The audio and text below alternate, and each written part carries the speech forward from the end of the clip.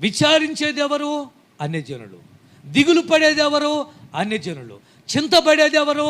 అన్యజనులు. బాధపడేది ఎవరు? అన్యజనులు. మనమేంటి?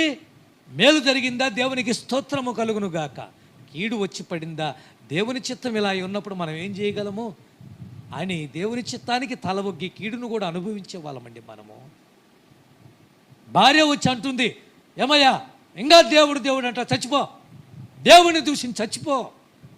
ఏబుని అన్నప్పుడు ఏమన్నాడు? పిచ్చిదాన, మూర్ఖురాలు మాట్లాడుతున్నావు, నువ్వు చదువుకున్నావే సంస్కారం లేదు, చదువుకున్నావే జ్ఞానం లేదు. మేలు అనుభవించిన మనము కీడు అనుభవింప తగదా అన్నాడే కానీ దేవుడు అన్యాయం చేశాడు అన్నాడా? దేవుడు నాకు ఉద్యోగం ఇవ్వలేదండి అన్నాడా? దేవుడు నన్ను ఎందుకో పట్టించుకోలేదండి అన్నాడా? దేవుడు